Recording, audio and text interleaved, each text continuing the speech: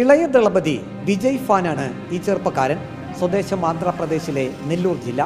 ഇപ്പോൾ താമസിക്കുന്നത് പത്തനംതിട്ട നഗരത്തിലെ റോഡരികിലെ ഈ ടെന്റിൽ. ഒപ്പം ഭാര്യയും കുഞ്ഞുമുണ്ട്. ആന്ധ്രാപ്രദേശിൽ നിന്നുള്ള 10ഓളം കുടുംബങ്ങളാണ് ഈ ടെന്റുകളിൽ കഴിയുന്നത്. ഈന്തപ്പനയോല കൊണ്ടുള്ള ചൂൽ നിർമ്മിച്ചു വിറ്റാണ് ഇവർ ഉപജീവനം നടത്തുന്നത്.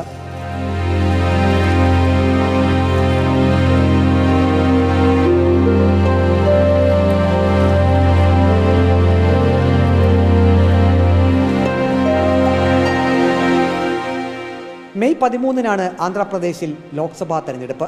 ഇക്കുറിയും ജഗൻമോഹൻ റെഡ്ഡിയുടെ നേതൃത്വത്തിലുള്ള YSR കോൺഗ്രസ് പാർട്ടി വിജയിക്കുമെന്നാണ് ഇവർ പറയുന്നത്. അത് നാங்கள் തമിഴ്നാട് വിജയ് ഫാൻസ്. നമ്മൾ തമിഴ്നാട്ടിൽ 10 കൊല്ലം ഉണ്ടായിരുന്നു അവിടെ വിജയ് ഫാൻസ്. ആന്ധ്രയിലെ ജൂനിയർ NTR 20-ാം തീയതിയാണ് ഇലക്ഷൻ. മെയ് 20 ജഗൻമോഹൻ റെഡ്ഡി ഇഷ്ടംപോലെ കാര്യങ്ങൾ ചെയ്തിട്ടുണ്ട്. സ്ഥലം കൊടുത്തിട്ടുണ്ട്, പെൻഷൻ കൊടുത്തിട്ടുണ്ട്. കിട്ടും. ആന്ധ്രാപ്രദേശിൽ ഒരു ചൂല് നിർമ്മിച്ചു വിറ്റാൽ 40 രൂപ പോലും കിട്ടില്ല. കേരളത്തിൽ 100-110 രൂപ വരെ ലഭിക്കും. ഒരു ദിവസം 300 രൂപ കൊടുക്കും, 400 രൂപ അങ്ങനെ കൊടുക്കും. വീട് കട്ട പണി പോയാലും 500-600 അങ്ങനെ കൊടുക്കും. കുറവാകും. അവിടെ വിൽക്കും, 50 രൂപയ്ക്ക് വിൽക്കും, 60 രൂപയ്ക്ക് വിൽക്കും. കുറച്ച് വില റേറ്റ് അവിടെ. ഇവിടെ 100 രൂപയ്ക്ക് വിൽക്കും ഒരു ചൂല്. അങ്ങനെ അവിടെ നിന്ന് വാങ്ങിച്ചിട്ട് വന്ന് ഇവിടെ വിൽക്കണതല്ലേ. ഒരു ചൂല് വിറ്റാൽ 10 രൂപ കിട്ടും, അങ്ങനെ 20 രൂപ കിട്ടും. അത്ര കൂടുതൽ കിട്ടത്തില്ല. ആന്ധ്രാപ്രദേശ് സർക്കാർ ഈ കുടുംബങ്ങൾക്ക് ഭൂമി സൗജന്യമായി നൽകിയിട്ടുണ്ട്. ലോക്സഭാ തെരഞ്ഞെടുപ്പ് കഴിഞ്ഞാൽ വീട് നിർമ്മിച്ചു നൽകാമെന്നാണ് മുഖ്യമന്ത്രി ജഗൻമോഹൻ റെഡ്ഡി തങ്ങൾക്ക് നൽകിയ വാഗ്ദാനമെന്ന് ഇവർ പറയുന്നു. ആന്ധ്രയിലെ വോട്ടുണ്ട് ഞങ്ങൾക്ക്. പോവും. ജഗൻ.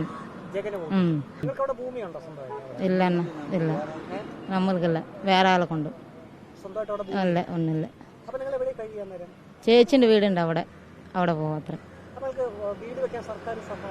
ജഗൻ തന്നിട്ടുള്ളു, സ്ഥലം മാത്രം തന്നിട്ടുള്ളു. വീട് ഇന്ന് കട്ടിയില്ല. ഇപ്പോൾ ഇലക്ഷൻ വരണ്ടല്ലോ, അത് ജയിച്ചാൽ കട്ടിത്തരും വീട്. ചൂലിന് പുറമെ കുട്ട, ഭരണി എന്നിവയും നിർമ്മിച്ച് വിൽക്കുന്നു.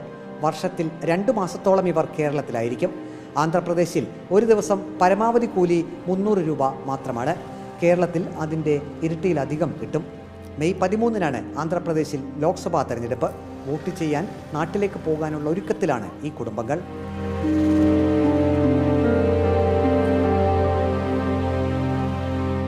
അന്നന്നത്തെ ഉപജീവന മാർഗത്തിനായാണ് ആന്ധ്രാപ്രദേശിൽ നിന്നുള്ള ഈ 30 പേർ പത്തനംതിട്ട നഗരത്തിലെ റോഡരികിൽ ഇങ്ങനെ ടെന്റ് കെട്ടി ചൂല് വിറ്റ് ജീവിക്കുന്നത്. രാഷ്ട്രീയത്തെക്കുറിച്ച് പലർക്കും വലിയ അവബോധമൊന്നും ഇല്ല. എങ്കിലും അവർക്ക് അറിയാവുന്ന രീതിയിൽ അവർ ലോക്സഭാ തെരഞ്ഞെടുപ്പിനെ വിലയിരുത്തി. വീഡിയോ ജേർണലിസ്റ്റ് അജി കുടുംബനൊപ്പം reporter Praveen Purushothaman, in reporter, Pathanamthitta.